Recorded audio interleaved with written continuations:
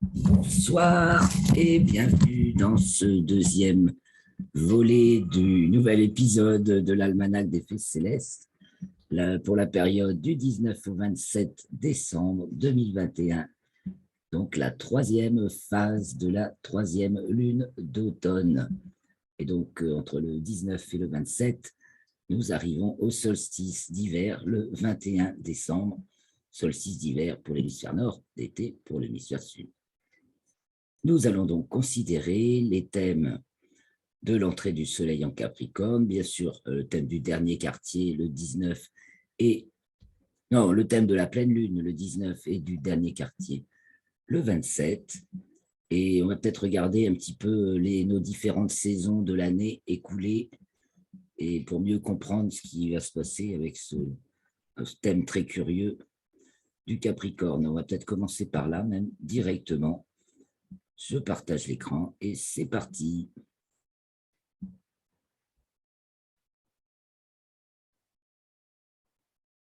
Donc, simplement.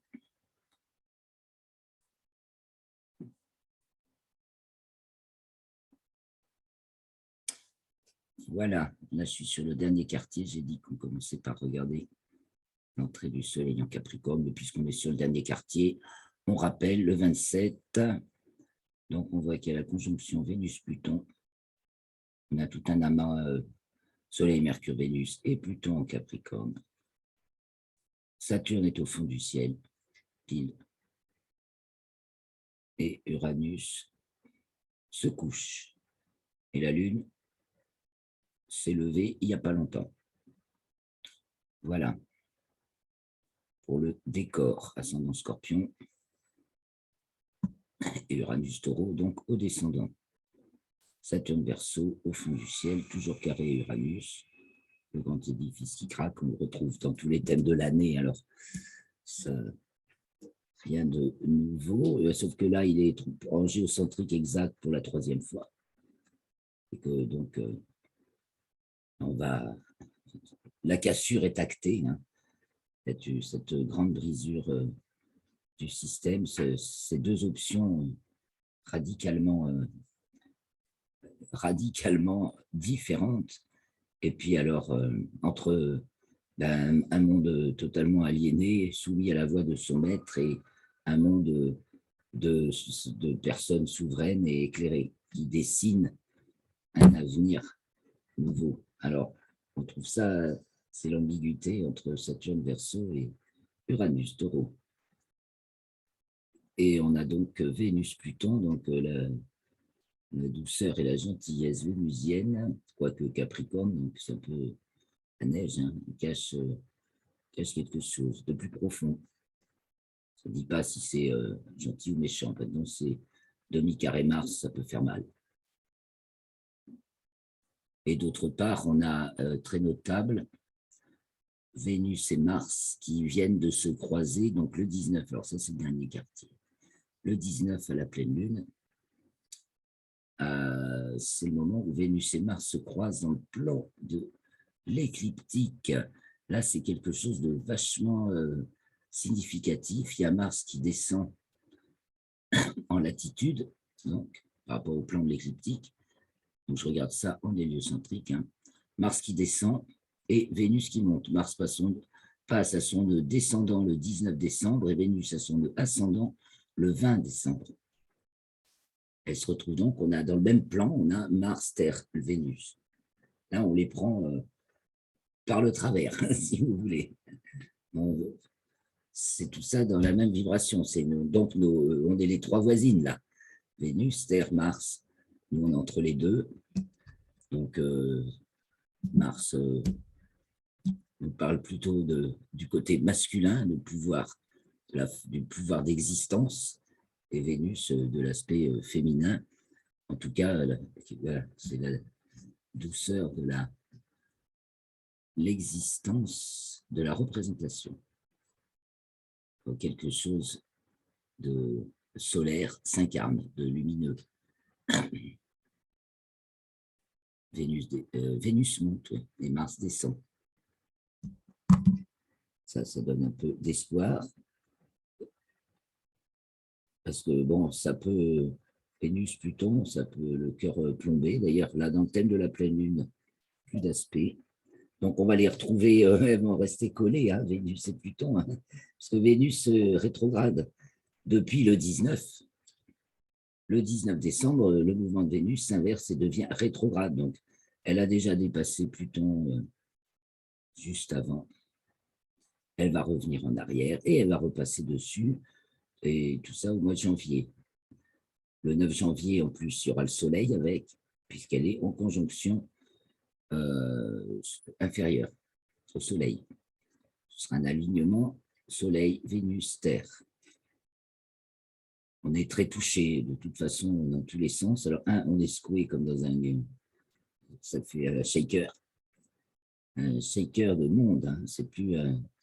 c'est vraiment les mondes qui s'entrechoquent qu'on vit en ce moment pour l'émergence de quelque chose de nouveau, si on y croit suffisamment fort. Si on ose dessiner un avenir au lieu de se cantonner dans la grisaille qu'on nous trace. D'ailleurs, la grisaille, c'est le côté, ça c'est quand on est à l'intérieur, il n'y a pas la lumière. C'est la couleur de la fonction lunaire qui prend toutes les couleurs, certes, mais qui reste dans les gris, dans les nuances de gris, aurait dit mon ami Gilles, et qui dépeint le monde intérieur. Donc, les contours sont flous, c'est pas tranché comme avec la lumière du soleil.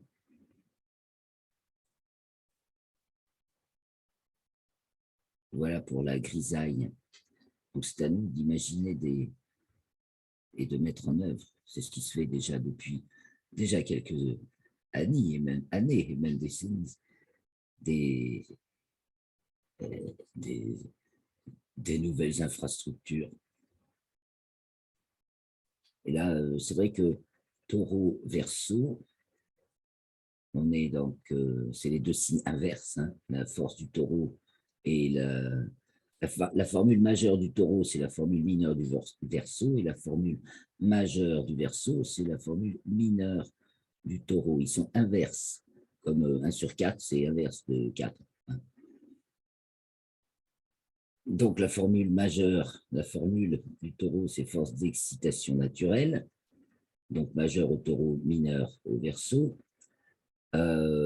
Force d'inhibition extinctive mineure au Taureau, majeure. Ah ben non, si, je recommence, j'ai dit des bêtises. Force d'inhibition naturelle au Taureau, d'excitation, force d'inhibition naturelle au Taureau, majeure, et mineure au Verseau. Force d'excitation recréatrice majeure au Verseau, mineure au Taureau. Donc le Taureau, il manque des nouvelles idées, justement. Il s'enfonce toujours dans le même rail, tandis que le Verseau dessine l'avenir. C'est lui qui trace les plans et les dessins d'avenir. Donc là, on pourrait dire qu'on est en train de dessiner des infrastructures pour l'avenir, tandis qu'on s'entête un peu dans ce qu'on connaît déjà, parce que le problème du Taureau, c'est qu'il est dans son énergie, mais qui s'enfonce dans son rail.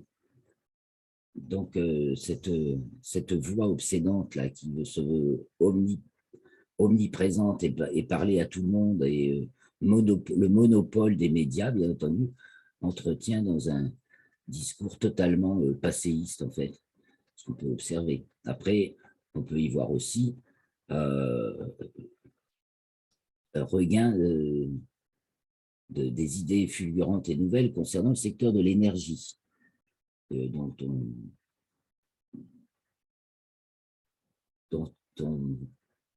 comment dire, donc ça rejoint le Verseau pour le côté justement futur nouveau. Alors ce Saturne est fortement, méchamment dissonné par le Soleil et Uranus, donc le petit air, la représentation intensive, donc ça force, ça tiraille. Et notre pleine lune est, elle, détendue par Jupiter qui est à la fin du Verseau et qui va rentrer à nouveau dans le signe des Poissons le 29 décembre. Donc, regardons un peu le thème du Capricorne, donc le 21, 2 jours plus tard, le Soleil entre dans le signe du Capricorne. On n'y peut pas. Ah, ça vient. Nous y voilà. À 15h59, le Soleil entre dans le signe du Capricorne. Vous voyez, Vénus rétrograde se rapproche à nouveau de Pluton, elle va y coller. Ce ne sera pas le beau temps, ça se voit tout de suite, ça lui gâche un peu le temps, c'est dans la maison des précipitations, l'axe des précipitations avec la Lune en Cancer. Ouais, ben là, il pleut, c'est vrai, c'est moche. Alors que, d'ailleurs, vous aurez peut-être remarqué, comme j'ai expliqué dans la vidéo de l'actualité astronomique, cette semaine, la Lune monte en latitude jusqu'au 20, et non, monte en déclinaison jusqu'au 20, où elle est hors limite zodiacale nord, et elle monte en latitude aussi jusqu'au 23, et au sel du dragon. Et ensuite, elle descend. Donc, elle descend en déclinaison à partir du 20, elle descend en latitude à partir du 24. Donc, ce ne sera peut-être pas bien une semaine de très beau temps. Mais alors, par contre, ce qu'on voit surtout, ce qui est le plus marquant, bien sûr, c'est ce soleil donc à 0 Capricorne et au descendant, pile au descendant, tandis que Jupiter est pile culminant. Donc, l'axe ascendant-descendant, c'est fin Gémeaux, Sagittaire. Oui, c'est ça, 28e degré Gémeaux, Sagittaire. Ça se passe encore autour du soleil natal de notre cher président de la République. Enfin, façon de parler. Et donc, il fait partie, entre autres, des choses qui vont être en ligne de mire, parce que quand on voit ce soleil pile au descendant, on peut se dire, on va voir le bout du tunnel. Alors, le descendant est face Sagittaire, le soleil donc à 0 Capricorne. Serait-ce le début on est dans un tunnel et on commence à en voir le bout, ce serait chic. C'est une question que certains se posaient. Quand est-ce qu'on voit le bout du tunnel? On est encore dedans, mais peut-être qu'on commence à voir la lumière à la sortie. C'est déjà beaucoup plus rassurant que d'être encore dedans, sans voir le noir, en restant dans le noir sans voir la sortie. Et puis, il y a un guide, là, il y a un guide. Il y a un guide, Jupiter Verseau, qui va donc entrer en Poisson le 29. Et les deux sont liés. Alors, évidemment, on va avoir certainement plusieurs guides. Après, je reviens sur Vénus-Pluton, ça nous parle aussi de gentils qui sont en fait méchants ou qui sont diabolisés, hein, ou qui sont minés. Hein, et comme le problème des médias est de jouer avec les personnages et d'en monter certains, enfin de les monter en épingle, soit en bien, soit en mal, pour manipuler l'opinion, hein, parce qu'on a toujours ce problème de manipulation de l'opinion, parce que déjà, le Soleil, Jupiter, hein, ça impose.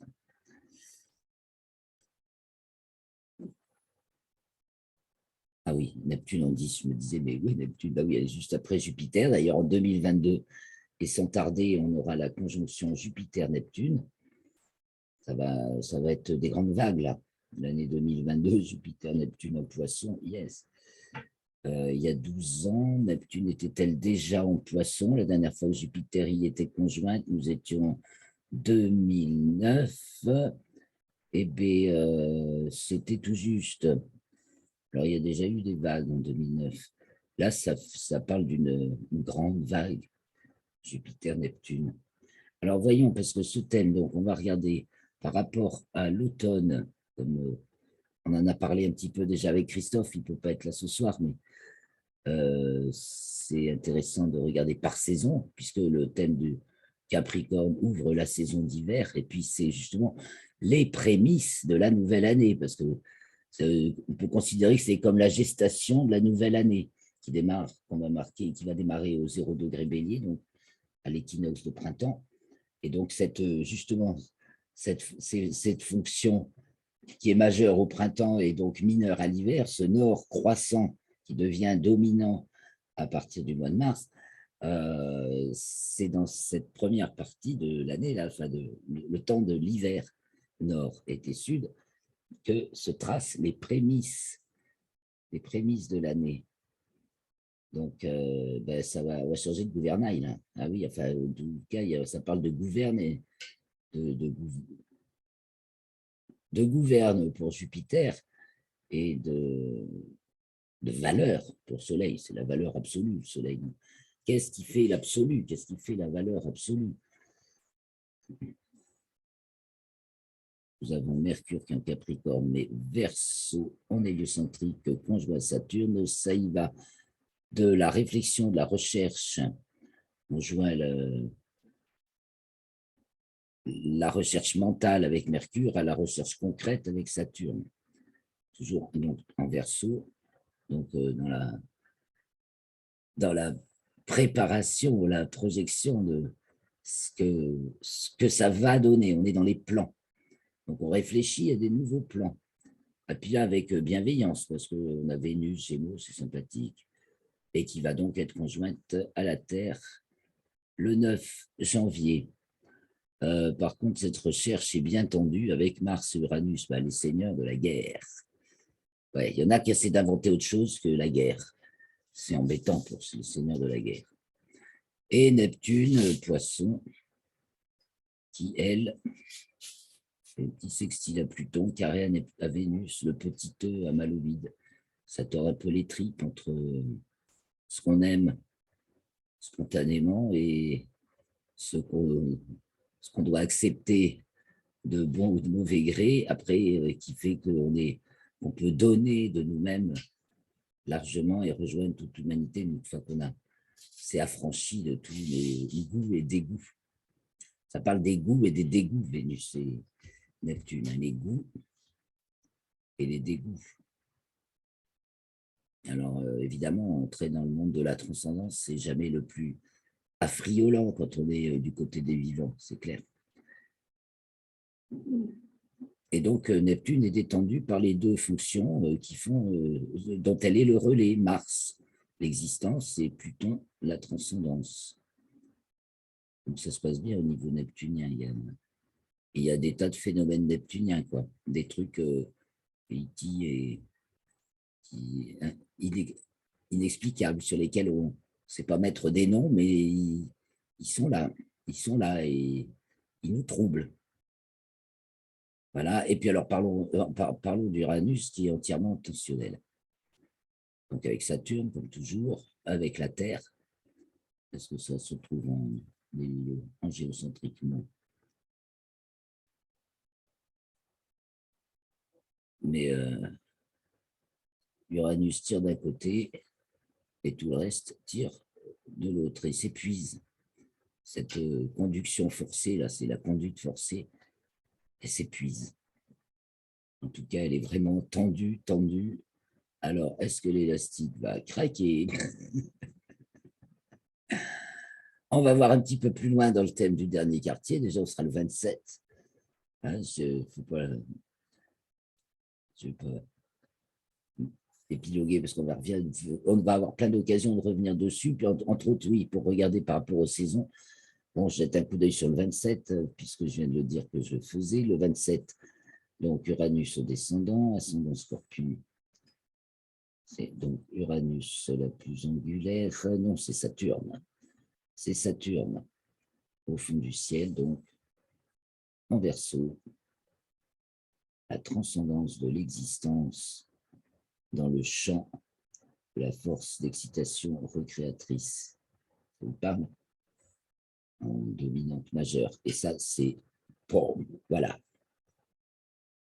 C'est ça, c'est ce qui s'ancre à ce moment-là. Donc, on va forcément entrer dans la pluralité des mondes, la multidimensionnalité. C'est de ça que ça parle aussi, cette tournée. Ça va diviser concrètement ces mondes virtuels, ces mondes en devenir, ces mondes possibles.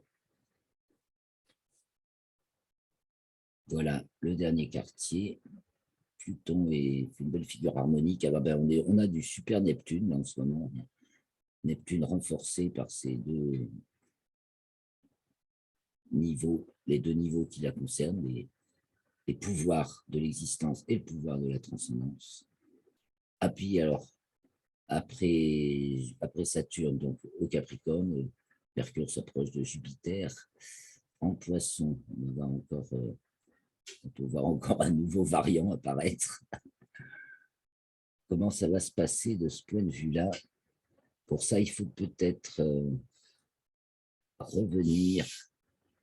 Alors, d'abord, à l'entrée du soleil en balance, donc inauguration de l'automne. On rappelle qu'on avait Pluton au milieu du ciel et Vénus au descendant. Donc, ce Pluton et cette Vénus, ah bah tiens, alors quand Christophe nous parle de Éric Zemmour, c'est vrai que donc il est apparu dans cette période, ça a fait grand foin, enfin il est apparu comme candidat potentiel aux élections et il a effectivement gagné beaucoup en notoriété, en popularité. Il y a eu beaucoup plus de gens qui ont entendu parler encore qu'avant. Et on va retrouver ce Vénus-Pluton, vous voyez, dans le Capricorne, elles sont conjointes pour un mois. C'est sûr que c'est le mec qu'on enterre. Il disait peut-être des choses vraies. On avait Uranus qui se levait en taureau. Et donc était déjà... c'est le pouvoir absolu qui prend la main sur tout. Et il est hors de question de laisser une créature déranger les projets. Donc, effectivement, tout est un peu fait pour le torpiller. Donc, cet Uranus qui est souvent vraiment, là aussi, il était tout que tensionnel. Et là, on était dans l'opposition Soleil-Mars, Terre-Neptune à Mars en héliocentrique. Ça brasse les organismes. C'est là qu'il y a eu beaucoup de doses d'injectés, n'est-ce pas? Alors, vous voyez, on retrouve Mercure tous les 3 mois. Hein. On retrouve Mercure fait un tour du Soleil en 3 mois. Donc, tous les 3 mois, on la retrouve à la même position que 3 mois précédents. En balance. Donc, quand le Soleil entrait en balance, donc c'était le 22 septembre, Mercure était conjointe à Saturne en Verseau. Et quand on arrive au Capricorne, elle a fait un tour, et elle avait tout ça pendant ce temps, et elle est à nouveau conjointe à Saturne en Verseau. Donc, avant que ça se décale, ça marque longtemps, ça aussi, parce que bien sûr, ça va se décaler. Saturne avance, mais pendant un moment, on peut même, je vais regarder comment c'était au Cancer. Ah, non, vous voyez, ça s'est un peu décalé quand même. Donc, elle était conjointe à Pluton. Et au Bélier, c'était avant. Mais là, on se retrouve dans le Balance. Et Capricorne, ça varie aussi au gré de l'orbite de Mercure, qui est 2 fois plus lente quand elle est à la Phélie qu'au périhélie. Donc, elle a des... donc ça fait varier. Mais vous voyez, 3 mois après, le décalage est menu, et donc on peut retrouver la même config. Donc, si je reviens au Bélier, qui était le début de l'année 2020, enfin le début de l'année naturelle 2021, donc c'était Jupiter Verseau, ascendant Lune, ascendant Gémeaux,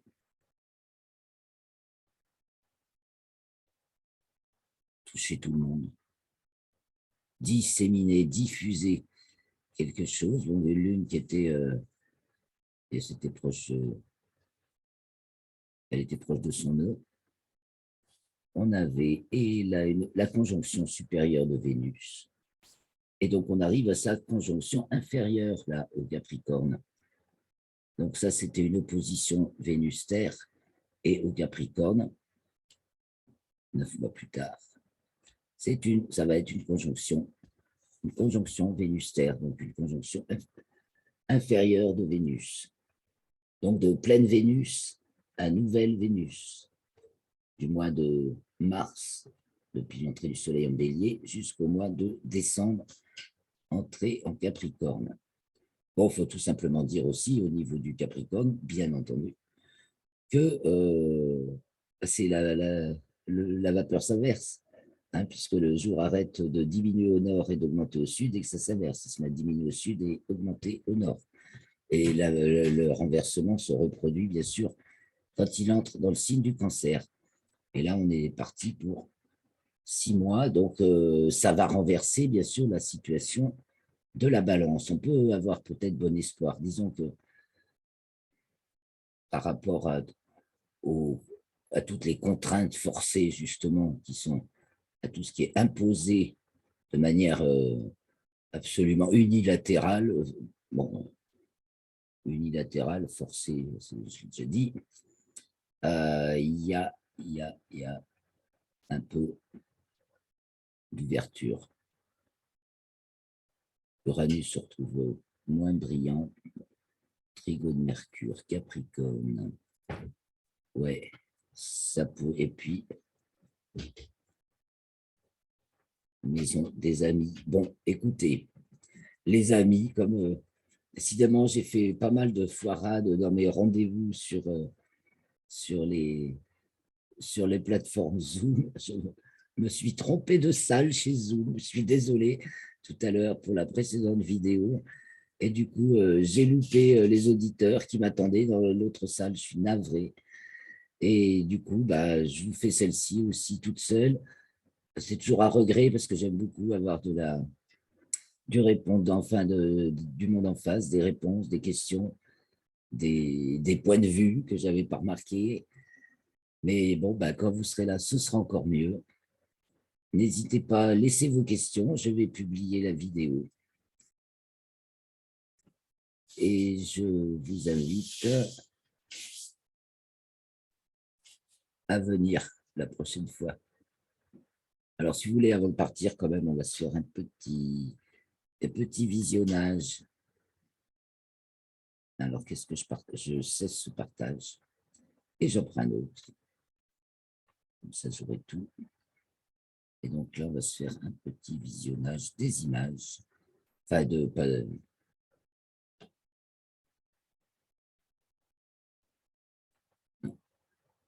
Je vais ouvrir. Faire défiler un petit peu. Après, de quoi je ne vous ai pas parlé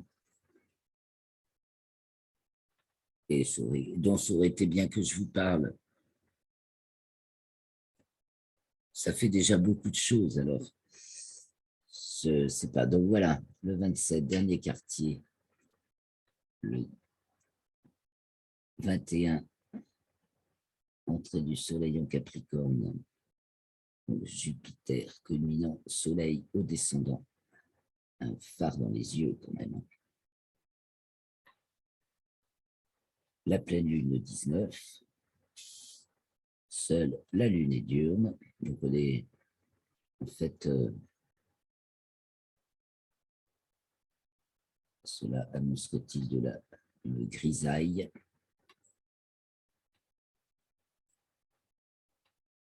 Et voilà, on arrivera à la nouvelle lune et elle sera le 2 janvier, c'est très court là. On aura 6 jours entre le dernier quartier et la nouvelle lune, car je pense qu'elle sera à son périgée, la lune. Ouais, elle est tout près, tout près. La lune est au maximum au périgée, en plus, donc la Terre sera, enfin le soleil aussi sera au périgée, donc la Terre au périhélie, tout début janvier, entre le 2 et le 6, je vous préciserai ça. Donc ça, c'est l'année prochaine. Donc pour cette fin d'année, le 29, je le rappelle, Jupiter entre dans le signe des Poissons. On risque d'avoir encore des déconvenues, des mauvaises surprises. Hein. Ça, c'est des tromperies, des lâchages. Ah oui, mais carrément, quoi. Parce que c'est pile, c'est opposé sec à la Lune en Cancer. Gros lâchage du paquet. Ah. Alors, il y en a qui lâchent le paquet, mais aussi les besoins du peuple. Hein, ça, c'est nos besoins concrets. Hein. Trahi, lâché. Ah. OK. Bon, on va observer ça.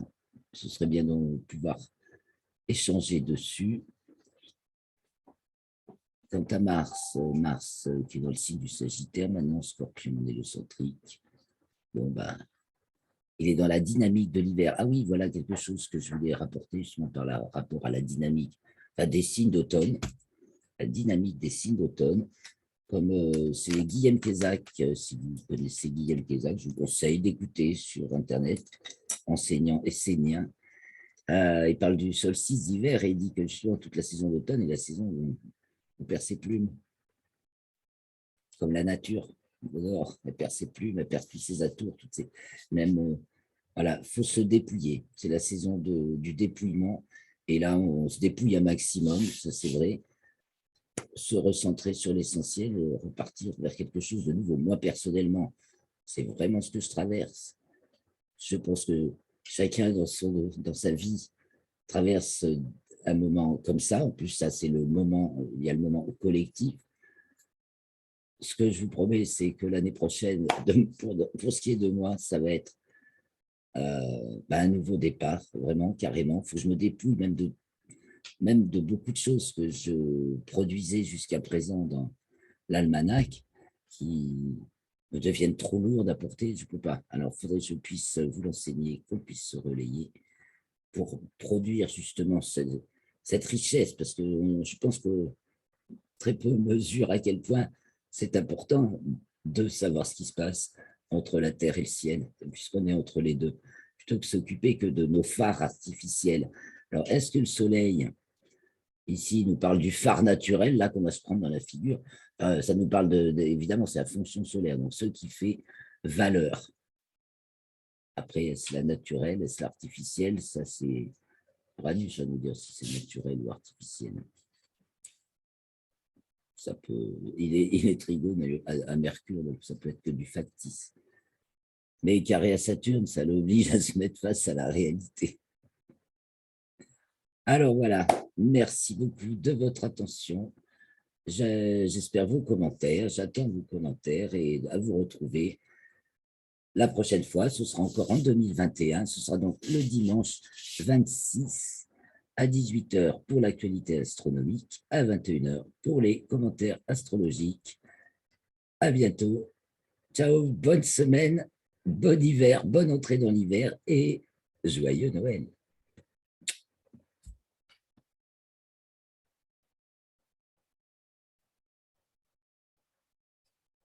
Oh, j'aurais pu vous saluer après la fin du partage d'écran lorsque commence. Je vous souhaite vraiment un joyeux Noël qui hors du commun pour toucher le fond, là, comme on arrive au solstice, et puis c'est la fin, on arrive jusqu'à épuisement, voilà, la fin du Sagittaire, on est au bout du bout, jusqu'à épuisement. Et puisque nous avons tout traversé, le tunnel, à partir de là, la lumière rejaillit, donc c'est bien le sens de Noël, peut-être ça va être encore plus fort cette année. Je vous dis à bientôt. Merci les amis.